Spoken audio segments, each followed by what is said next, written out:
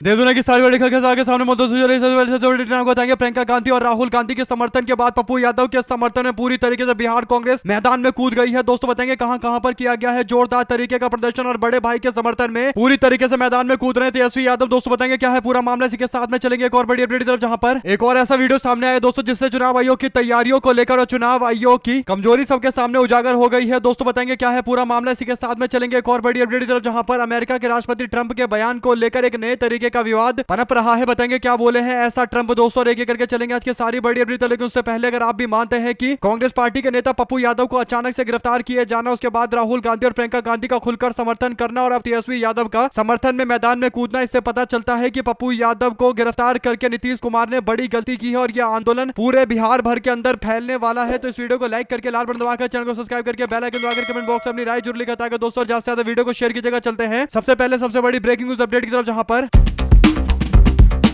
बिहार के अंदर नीट परीक्षा की तैयारी करने के लिए गई एक स्टूडेंट की मौत के मामले को लेकर बिहार में लगातार चर्चाएं चल रही थी और खासकर बीजेपी सरकार पर दबाव बनाया जाता और न्याय की मांग की जा रही थी। दोस्तों दिल्ली तक में आंदोलन चल रहा है। पप्पू यादव ने एक बड़ा खुलासा करते हुए बताया था कि कई सारे बड़े नेताओं और अधिकारी के लोग इस पूरे कांड में शामिल है जो मामले को दबाने की कोशिश कर रहे हैं और ऐसे में पूर्णिया के सांसद राजेश रंजन को 31 साल पुराने मामले में रातों रात गिरफ्तार कर लिया गया। इसके बाद एक चीज स्पष्ट हो गई थी कि पप्पू यादव ने जिस तरीके से पूरे के पूरे पावर सेंटर को एक्सपोज करके रख दिया है, बिहार के अंदर पूरे शक्ति के गलियारे को एक्सपोज कर दिया है, तो उसके बाद अब आनंद फानन में गिरफ्तारी कर ली गई पप्पू यादव की। दोस्तों और राहुल गांधी प्रियंका गांधी दोनों मैदान में कूदते हैं और पप्पू यादव की गिरफ्तारी को नीट छात्रा के खिलाफ की जा रही साजिश यानी नीट छात्रा की मौत के मामले पर जो आंदोलन चल रहा है उस आंदोलन को कमजोर करने के तौर पर देखा गया। दोस्तों इस पूरे मामले को लेकर अब लगातार विरोध किया जा रहा है कि आखिर पप्पू यादव की अचानक से गिरफ्तारी क्यों की गई। दोस्तों राहुल गांधी और प्रियंका गांधी के बयान के बाद अब तेजस्वी यादव भी मैदान में कूदते हैं। तेजस्वी यादव ने पप्पू यादव की गिरफ्तारी पर सरकार पर निशाना साधा। दोस्तों उन्होंने कहा कि साफ तौर पर तेजस्वी यादव ने कि पप्पू यादव की गिरफ्तारी इसलिए की गई है क्योंकि वो सरकार पर सवाल उठा रहे थे, सरकार पर निशाना साध रहे थे, सरकार से सवाल कर रहे थे, कई चीज उजागर कर रहे थे जिससे सरकार के लोग अपने आप को असहज महसूस करने लगते हैं। इसलिए उनकी आवाज को बंद करने के लिए सरकार ने एक पुराने मामले में उनको गिरफ्तार करके जेल भेज दिया है। उन्होंने कहा कि केंद्र और बिहार सरकार लगातार विपक्ष की आवाज दबाने के लिए हरदम इस तरीके की हरकतें करते रहते हैं। दोस्तों राहुल गांधी और प्रियंका गांधी के बाद तेजस्वी यादव खुलकर बोले हैं, ये अच्छी बात है। कारण यह है कि तेजस्वी यादव और पप्पू यादव को लेकर गोदी मीडिया में यह चर्चा चलती रहती है कि दोनों एक दूसरे को अपना कॉम्पिटिटर यानी एक दूसरे का प्रतिस्पर्धी समझते हैं। यूं समझते हैं कि अगर पप्पू यादव का राजनीति में ग्राफ बढ़ेगा तो तेजस्वी यादव का ग्राफ कम हो जाएगा, तेजस्वी का बढ़ेगा तो पप्पू का कम हो जाएगा, लेकिन ऐसा नहीं है। दोनों साथ में आकर एक साथ लड़ाई लड़ने के लिए तैयार नजर आने लगे हैं। तेजस्वी यादव ने खुलकर पप्पू यादव का साथ दिया है और बताया है कि उनको 31 साल 30 साल पुराने मामले में गिरफ्तार किया जाना कोई एक संयोग नहीं है बल्कि सुनियोजित तरीके से किया जा रहा प्रयोग है। इस पर आप लोगों की क्या राय है दोस्तों लिखकर जरूर बताएगा। और कांग्रेस पार्टी भी मैदान में कूदी है। दोस्तों कांग्रेस पार्टी ने अपने पूरे नेताओं को इकट्ठा करके बिहार के अंदर जबरदस्त तरीके का प्रदर्शन करने का ऐलान किया हुआ ये कि पप्पू यादव की गिरफ्तारी के विरोध में उनके समर्थकों ने जबरदस्त आक्रोश दिखाया दोस्तों। और कांग्रेस पार्टी के मुख्यालय सदाकत आश्रम में दोपहर 1 बजे के आसपास नीतीश कुमार का पुतला दहन किया गया और पप्पू यादव पर कार्रवाई ऐसे वक्त में हुई है जब पटना में नीट छात्रा से रेप के मामले को लेकर मामला तूल पकड़ता जा रहा है। पप्पू यादव इस केस को लेकर सरकार के खिलाफ मोर्चा खोल रहे थे और अब पप्पू यादव और कांग्रेस पार्टी के समर्थकों ने सदाकत आश्रम से विरोध करना शुरू किया और नीतीश कुमार के पुतले फूंकर विरोध जताया है। अगर आप भी मानते हैं कि अभी पप्पू यादव को बाहर करने के लिए जेल से निकालने के लिए आंदोलन और ज्यादा तेज होता हुआ नजर आएगा तो अपनी राय जरूर लिखकर बताएगा दोस्तों, क्योंकि पप्पू यादव एक ऐसे नेता है जो लोगों के बीच में काफी फेमस है। खासकर आम जनता उनको काफी सराहती है, सराहना करती है क्योंकि वो हमेशा जनता के बीच में रहते हैं, सुख दुख में साथी बने रहते हैं। साथ साथ चलते हैं एक और अपडेट की तरफ दोस्तों, जिसमें एक बार फिर से चुनाव आयोग के काम करने के तरीके सवालों के घेरे में है। दोस्तों आपको बता दें कि महाराष्ट्र जिले के परिषद के चुनाव के दौरान नाबालिग को पोलिंग बूथ के अंदर ले जाने से जुड़े 2 मामले सामने आए हैं। पहला केस ये है कि सोलापुर और दूसरा छत्रपति संभाजीनगर यानी औरंगाबाद जिले से जुड़ा हुआ मामला है दोस्तों। और सोलापुर जिले के अंदर अकलूज स्थित यशवंत नगर के अंदर मतदान केंद्र पर उम्मीदवार अर्जुन सिंह मोहिते पाटिल अपने 14 साल के बेटे को लेकर पोलिंग बूथ के अंदर पहुंच गए और आरोप है कि नाबालिग ने इलेक्ट्रॉनिक वोटिंग मशीन का बटन दबाया, यानी एक नाबालिग बच्चा जो 18 साल से कम है उसे वोट डलवाया गया। इसी के साथ में औरंगाबाद जिले के अंदर शिवसेना के विधायक ने अपने नाबालिग बेटे को केंद्र के अंदर ले जाकर अपने दोनों बेटे के उंगली पर स्याही लगवाकर उनसे वोट डलवाया। सवाल यह है कि ये लोग इतने फेमस लोग हैं दोस्तों, कोई विधायक है तो कोई चुनाव लड़ रहा है और वो कानूनों का पूरी तरीके से उल्लंघन कर रहा है, यानी चुनाव आयोग के जो नियम है जिसमें नाबालिग वोटिंग सेंटर में आ भी नहीं सकता, उससे वोट भी डलवाया जा रहा है, ईवीएम का बटन दबाया जा रहा है और हाथ में स्याही तक लगवाई जा रही है। आप लोग इस पूरे मामले अपनी राय जरूर लिखकर बताएगा दोस्तों। ज्यादा से ज्यादा वीडियो को शेयर कीजिएगा। चलते हैं एक और बड़ी अपडेट की तरफ, जहां पर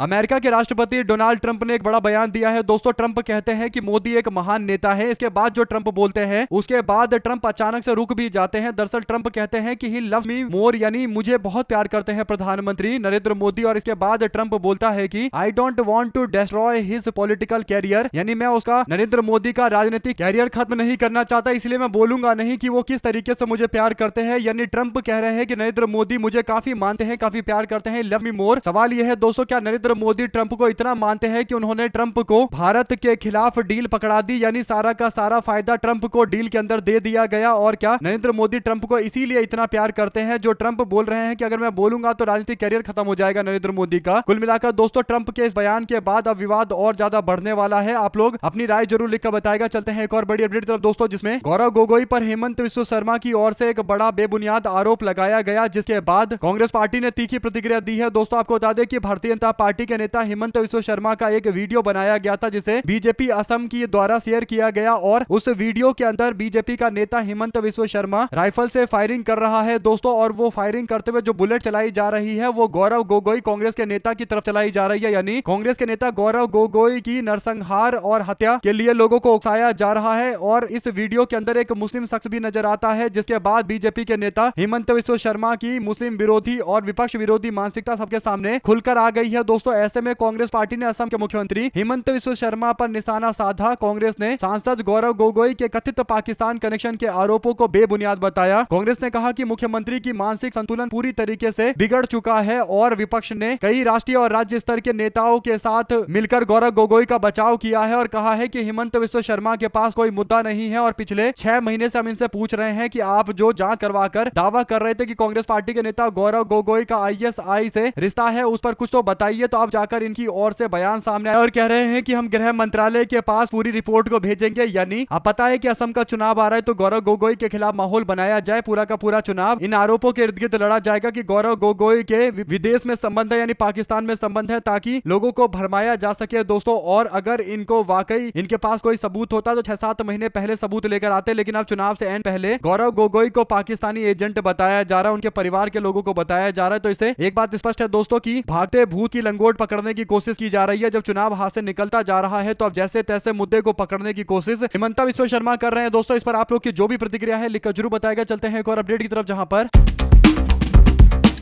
असम में कांग्रेस पार्टी के 3 सीनियर नेताओं के खिलाफ एफआईआर दर्ज कराने के आदेश दिए गए हैं। असम कैबिनेट ने हाल ही में एक रैली के दौरान महिला कांग्रेस की नेत्री के प्रति कथित तौर पर आपत्तिजनक इशारा करने के मामले में कांग्रेस के सीनियर नेता देवव्रत सेकिया के साथ साथ भूपेन कुमार बोरा और मीरा बोर ठाकुर के खिलाफ मुकदमा दायर करने के लिए पुलिस को निर्देश दिया है दोस्तों। मुख्यमंत्री हेमंत विश्व शर्मा ने कैबिनेट की बैठक के बाद संवाददाता से बात करते हुए कहा कि यह इशारा असम महिला की सामूहिक अपमान के लिए किया गया और मैंने उनकी भाव भंगिमा को देखा है, वह बहुत ही खराब थी। इसके बाद वो कहते हैं कि कोई भी सामान्य नेता या सज्जन व्यक्ति किसी भी महिला को इस तरीके से इशारा नहीं कर सकता। उन्होंने कहा कि कैबिनेट ने पुलिस महानिदेशक डीजीपी को उचित कानूनी प्रावधान के तहत कांग्रेस के नेताओं के खिलाफ आपराधिक मामले दर्ज करने का निर्देश देने का फैसला किया है। ऐसे नेताओं को पार्टी से निकाल देना चाहिए। इससे पहले शर्मा ने एक सरकारी कार्यक्रम के इतर संवाददाताओं से बातचीत में कहा कि कांग्रेस को राज्य इकाई के पूर्व अध्यक्ष बोरा और विधानसभा के विपक्ष के नेता सेकिया को महिलाओं का अपमान करने के लिए पार्टी से निष्कासित कर देना चाहिए। यानी कांग्रेस पार्टी को क्या कदम उठाना चाहिए, बीजेपी के नेता इस बात की हिदायत दे रहे हैं दोस्तों। हालांकि भाजपा के नेता कितने बड़े बड़े कांड में पकड़े जाते हैं और फिर भी बीजेपी उनको पार्टी से बाहर नहीं करती। आप लोग जानते हैं ऐसे दर्जनों उदाहरण है जहां पर बीजेपी का नेता किसी न किसी महिला विरोधी अपराध में जेल में बंद है, इसके बावजूद बीजेपी में बड़े बड़े पोस्ट उनको मिले हुए हैं। आप लोग अपनी राय जरूर लिखकर बताएगा दोस्तों। अगर आप भी मानते हैं कि कांग्रेस पार्टी को ज्ञान देने से पहले बीजेपी के नेता को एक बार अपनी पार्टी के लोगों के सामने भी जाकर ज्ञान बांटना चाहिए, तो लिखकर जरूर बताएगा। साथ साथ चलते हैं एक और बड़ी अपडेट दोस्तों, जहां पर संघ से बार बार बोला जाता है कि अगर वाकई संघ यानी आरएसएस हिंदूवादी संगठन है तो वो बहुजन समाज से आने वाले किसी व्यक्ति को अपने सरसंघचालक के तौर पर नियुक्त करे, यानी मोहन भागवत की जगह पर किसी पिछड़ा, दलित और अल्पसंख्यक समाज से आने वाले व्यक्ति को आगे करके दिखाए, तब माना जाएगा कि संघ सबके बारे में विचार करता है। अब तक तो केवल एक ही समुदाय के लोग संघ के बड़े पोस्ट तक पहुंचे हैं दोस्तों। ऐसे में संघ प्रमुख को पता है कि ये सवाल लगातार उठता रहता है, तो अब उनकी ओर से इशारों में बोला गया कि अगर संघ कहेगा तो मैं अपने पोस्ट से छुट्टी ले लूंगा, अपने पोस्ट को छोड़ दूंगा। कोई भी हिंदू आरएसएस बन सकता है, सावरकर को भारत रत्न देने से पुरस्कार की गरिमा बढ़ेगी। ये भी एक विवादित बयान आ रहा है सामने दोस्तों, यानी वीडी सावरकर जो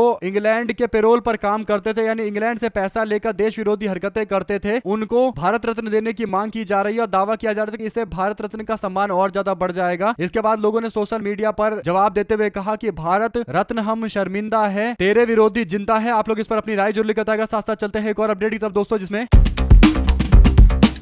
आम आदमी पार्टी के नेता और पूर्व मंत्री को दिल्ली पुलिस ने रविवार को शाम हिरासत में ले लिया। पार्टी के मुताबिक जनकपुरी के अंदर हुए हादसे में एक व्यक्ति के मौत के मामले को लेकर भारद्वाज दिल्ली के जनकपुर बाइकर डेथ केस मामले में घटना स्थल पर कैंडल मार्च निकाल रहे थे। पार्टी नेता मृतक कमल ध्यानी को श्रद्धांजलि देने के लिए पहुंचे थे। उन्होंने कहा कि उन्हें मोमबत्ती जलाने की अनुमति तक नहीं दी गई। पुलिस कर्मियों ने मार्च को रोक दिया और नेताओं को हिरासत में ले लिया। 5 फरवरी को देर रात जनकपुरी में 25 वर्षीय कमल ध्यानी की 15 फीट गड्ढे में गिरने से मौत हो गई। दोस्तों, परिवार मृतक को रात भर ढूंढता रहा। 6 फरवरी को सुबह पुलिस को सूचना मिलने के बाद गड्ढे में कमल का शव प्राप्त हुआ था और अब इस पूरे मामले पर विरोध करते हुए श्रद्धांजलि सभा का आयोजन किया गया आम आदमी पार्टी के द्वारा। तो इस श्रद्धांजलि सभा को नहीं करने दे रहे हैं भाजपाई दोस्तों, यानी आम जनता की जान भी चली जाए। और ये लोग सोच रहे हैं भाजपा वाले की लोग श्रद्धांजलि सभा भी ना करें। अगर आप भी मानते हैं कि बीजेपी की पूरी सरकार को, दिल्ली सरकार को एक प्रेस कॉन्फ्रेंस बुलानी चाहिए और सार्वजनिक तौर पर कमल ध्यानी और उनके परिवार से माफी मांगनी चाहिए और बड़े बड़े अधिकारियों को सस्पेंड करके उन सबको ड्यूटी से निकाल कर बाहर एक तमाचा मारना चाहिए। तो अपनी राय जरूर लिखकर बताएगा दोस्तों, अगर आप भी मानते हैं कि देश के अंदर जिस तरीकों से नागरिकों की मौत हो रही है और किसी की जिम्मेदारी तय नहीं होती, यही भारत को धीरे धीरे करके बर्बाद करता जा रहा है। दोस्तों, एक युवा व्यक्ति जो पूरी तरीके से देश के लिए काम आने वाला था, देश का भविष्य था, उसकी मौत हो जाती है और पूरा का पूरा सिस्टम इस मामले को दबाने में लग जाता है और किसी पर कार्रवाई नहीं की जाती। और कार्रवाई की भी जा रही है तो छोटे मोटे जो ठेकेदार है उन पर कार्रवाई की जा रही है। जो बड़े बड़े अधिकारी जिनका काम ऑडिट करना और ये सब होता है, वे सारे के सारे अपने चैंबर में आकर बैठे हुए हैं और विपक्ष अगर विरोध कर रहा है तो उनको विरोध तक नहीं करने दिया जा रहा। ये अलग ही तरीके का ड्रामा देश के अंदर शुरू कर दिया गया है दोस्तों, जहां पर आवाज उठाने पर भी पुलिस वालों को आगे करके भारत के संविधान में निहित फ्रीडम ऑफ स्पीच और एक्सप्रेशन की स्थिति खराब की गई है। यानी देश के लोकतंत्र में बोलने का अधिकार सबका है दोस्तों, प्रोटेस्ट करने का अधिकार सबका है, विपक्ष का तो और ज्यादा अधिकार है। इसके बावजूद पुलिस वालों को बीजेपी की सरकार ऐसे भेज देती है जैसे पुलिस वाले जनता की सेवा के लिए नहीं बल्कि गुंडागर्दी करने के लिए हो और विपक्ष की आवाज दबाने के लिए हो। 2 शब्द जरूर लिखकर बताएगा इस पूरे मामले पर। ज्यादा से ज्यादा वीडियो को शेयर कीजिएगा। चलते हैं एक और अपडेट की तरफ, जहां पर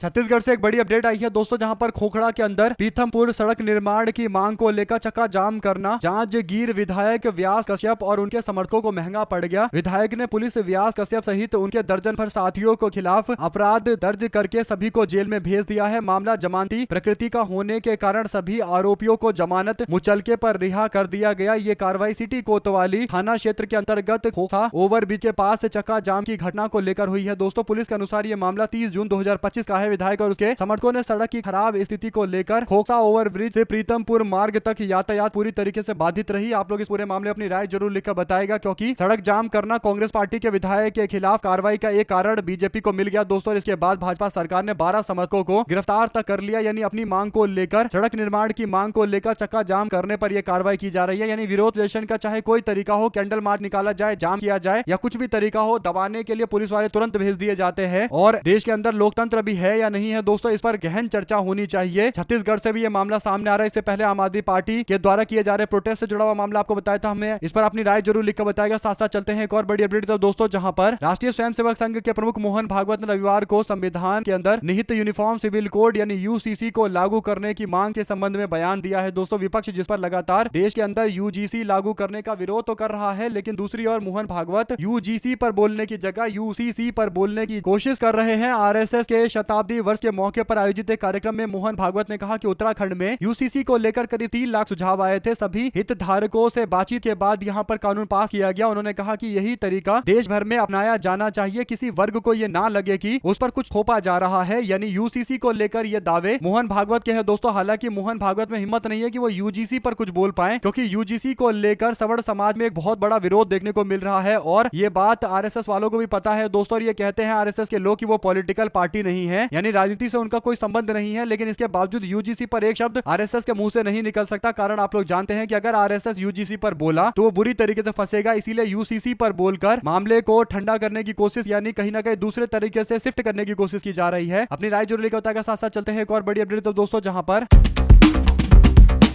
किसानों ने आंदोलन का ऐलान किया है दोस्तों। किसानों ने कहा है कि अमेरिका और इंडिया के बीच में जो ट्रेड डील हुआ है और जो कई तरीके के मामले पर मोहर लगाया गया है, कई तरीके के फैसले लिए गए हैं, उसका विरोध करते हुए 12 तारीख को राष्ट्रव्यापी आंदोलन किया जाएगा। और इस दौरान प्रधानमंत्री नरेंद्र मोदी के साथ साथ अमेरिका के राष्ट्रपति ट्रंप के पुतले फूके जाएंगे। पीयूष गोयल से पूछा गया तो पीयूष गोयल कहते हैं कि एग्रीकल्चर 100% प्रोटेक्टेड है, यानी एग्रीकल्चर के फील्ड में किसी भी तरीके से ट्रंप के साथ कोई डील नहीं की गई है। लेकिन किसानों ने जो ज्वाइंट स्टेटमेंट से पढ़ा है दोस्तों, वो ये है कि इंडिया एग्रीड टू एलिमिनेट और reduce tariff on US soybean oil, TDGS, red sorghum और ट्री नट के साथ साथ एडिशनल प्रोडक्ट भी है जिस पर टैरिफ कम किया जा रहा है, अमेरिकी टैरिफ कम किया जा रहा है। यानी ये जो सामान है वो किसानी के क्षेत्र में एक तबाही मचा सकते हैं। यानी दोस्तों अगर अमेरिका से सोयाबीन सस्ता आएगा, सोयाबीन का ऑयल सस्ता आएगा, तो भारत के अंदर जो सोयाबीन का प्रोडक्शन होता है, जो ज्यादातर मध्य प्रदेश वाले बेल्ट में होता है, तो वहां के किसान तो बुरी तरीके से प्रभावित होंगे। क्योंकि अमेरिका में खेती कोई एक व्यक्ति तो करता नहीं है, मास लेवल पर यानी बहुत बड़े एरिया में कोई एक व्यापारी बड़ी बड़ी मशीनें लगाकर बड़े बड़े किसानी करता है। तो वहां पर किसान एक व्यापारी होता है और किसानी एक धंधा है, जिसके कारण बड़ी संख्या में बड़ी मात्रा में प्रोडक्शन होता है। और भारत के अंदर लोग अपने जीवन को काटने के लिए किसानी करते हैं। और इसीलिए अगर सोयाबीन के खेती पर लोग मध्य प्रदेश में बड़ी मात्रा में निर्भर करते हैं दोस्तों, तो फिर सोयाबीन फसल उगाने वाले लोगों के लिए ये डील काफी खतरा वाला हो सकता है। ऐसे ही रेड सोरगम की बात करें तो यहाँ पर भी स्थिति वैसी ही है। ट्री नट और एडिशनल जो प्रोडक्ट है उनको लेकर भी यही जानकारी है। स्कैम के नेता राष्ट्रव्यापी आंदोलन की बातें कर रहे हैं। बीकेयू के राकेश टिकैत ने कहा है कि हम गांव वालों से बोलेंगे कि आप लोग ये सुनिश्चित करिए कि इस पूरे मामले पर विरोध हो। और गोयल के इस्तीफे की भी मांग की जा रही है। कॉमर्स मिनिस्टर जो डील करके आए दोस्तों, ये डील नहीं है, लोगों की बर्बादी, खासकर किसानों को और उनके क्षेत्र को बर्बाद करने का एक एग्रीमेंट साइन किया गया है। अब देखना ये होगा कि बीजेपी की सरकार के जो 2 मंत्रालय आपस में भिड़े हुए हैं, एमईए यानी एक्सटर्नल अफेयर्स मिनिस्ट्री कहता है कि उनका मामला नहीं है बल्कि कॉमर्स मिनिस्ट्री का मामला है, जबकि कॉमर्स मिनिस्ट्री कहती है कि ये उनका मामला नहीं, एमईई का मामला है, यानी मिनिस्ट्री ऑफ एक्सटर्नल अफेयर्स का मामला है। और ये दोनों रूस तेल के मामले को लेकर पूछे जाने वाले सवाल पर बार बार इधर से उधर कर रहे हैं। आप लोग क्या कहना चाहते हैं दोस्तों? अपनी राय जरूर लेकर साथ साथ महाराष्ट्र के अहिल्यानगर जिले के अंदर एक बेहद ही गंभीर जनक मामला सामने आता है दोस्तों। यहाँ पर केंद्रीय शिक्षक पात्रता परीक्षा सीटेट में महिलाओं से उनका मंगलसूत्र उतरवाया गया। और इस घटना के सामने आने के बाद विवाद इतना बढ़ गया कि प्रदेश के मुख्यमंत्री देवेंद्र फडणवीस का बयान भी सामने आ गया दोस्तों। मुख्यमंत्री देवेंद्र फडणवीस ने मामले की जांच की बात कही है। साथ साथ चलते हैं एक और बड़ी अपडेट दोस्तों, जहां पर प्रधानमंत्री नरेंद्र मोदी ने अमेरिका के सामने घुटने टेक दिए। भारतीय हितों को थाली में परोसकर ट्रंप को दे दिया गया। अमेरिका के राष्ट्रपति ट्रंप के ऐलान के बाद कांग्रेस के नेता पवन खेड़ा काफी भड़क गए दोस्तों। कांग्रेस के नेता पवन खेड़ा कहते हैं कि नरेंद्र मोदी ने अडानी अंबानी के हित के लिए भारत के आम नागरिकों के हितों को कुर्बानी दे दी। अब आप कयास लगा रहे हैं कि ये डील क्यों की गई? अडानी को बचाने के लिए की गई, अंबानी के हित को साधने के लिए किया गया। एफटीन फाइल में नरेंद्र मोदी का नाम था, उस नाम को दबाने के लिए और ज्यादा कुछ खुलासे ना हो जाए इसलिए ऐसा किया गया। यानी एक और अडानी पर केस चल रहा है, दूसरी ओर नरेंद्र मोदी का नाम एफटीन फाइल में आ गया। और तीसरा अंबानी को भी तेल खरीदवाना है, सस्ता तेल खरीदवाना है, या फिर यूं कहिए कि रूस के तेल से इतर कोई सस्ता तेल अवेलेबल करवाना है तो फिर अमेरिका के साथ बातचीत करनी ही पड़ेगी। और इसीलिए दोस्तों अमेरिका और भारत के डील को अलग अलग पर्सपेक्टिव से कांग्रेस पार्टी ने एक्सप्लेन करना शुरू कर दिया है। आप लोग क्या समझते हैं? अपनी राय जरूर लिखकर बताएगा। साथ साथ चलते हैं एक और बड़ी खबर की तरफ, जहां पर समाजवादी पार्टी के अध्यक्ष अखिलेश यादव ने रविवार को एक प्रेस कॉन्फ्रेंस की। इस दौरान उन्होंने चुनाव आयोग को एसआईआर प्रक्रिया पर सवाल उठाया दोस्तों। उन्होंने कहा कि चुनाव आयोग को फॉर्म 7 भरवाना तुरंत बंद कर देना चाहिए। और सपा के अध्यक्ष अखिलेश यादव ने रविवार को एसआईआर को लेकर एक प्रेस कॉन्फ्रेंस की। इस दौरान उन्होंने बीजेपी, चुनाव आयोग और केंद्र सरकार पर जमकर हमला बोला। उन्होंने कहा कि एसआईआर के माध्यम से बिहार का चुनाव जीत लिया, अब पश्चिम बंगाल में लगातार ये कोशिश हो रही है। यही वजह है कि बंगाल की मुख्यमंत्री को बीजेपी की काली करतूत को उजागर करने के लिए काला कोट पहनकर सुप्रीम कोर्ट जाना पड़ा। प्रेस कॉन्फ्रेंस में सपा के अध्यक्ष अपने साथ सुल्तानपुर के रहने वाले नंदलाल को भी साथ में लेकर आए दोस्तों। और उन्होंने चुनाव आयोग और बीजेपी पर आरोप लगाया कि नंदलाल से बीजेपी ने एसआईआर का फॉर्म 7 भरवा लिया। बीजेपी वाले लोग पूरी तरीके से उन लोगों को भी जानने नहीं दे रहे हैं जिनके नाम से फॉर्म 7 भरा जा रहा है। यानी लोगों को पता भी नहीं है और उनके नाम से फॉर्म 7 भर कर अन्य लोगों के नाम काटने के लिए आवेदन कर दिए जा रहे हैं। ऐसा ही उदाहरण नंदलाल का दिया गया। साथ साथ दोस्तों अखिलेश यादव ने कहा कि द्वापर और त्रेता के नाम लेने वाले लोग दशरथ और नंदलाल से हमें बहुत मदद मिल गई है। यानी ऐसे ऐसे लोगों ने बताया कि ये पूरा एक तंत्र चल रहा है, नंदलाल अंगूठा लगाते हैं। ऐसे में बीजेपी ने इनके फर्जी दस्तखत करके फॉर्म भरवा दिया। अखिलेश यादव ने कहा कि सपा की तरफ से नंदलाल को 1 लाख रुपए का इनाम। हमारी मांग है कि चुनाव आयोग फॉर्म 7 जिससे नाम पर आपत्ति दर्ज होती है भरवाना तुरंत बंद करे। अब देखना इस मामले को लेकर आगे क्या जानकारियां मिलती है। दोस्तों कुल मिलाकर फॉर्म 7 के नाम पर जमकर काटपीट किया जा रहा है, नाम काटे जा रहे हैं। अपनी राय जो लेकर चलते हैं एक और अपडेट तब, जहां पर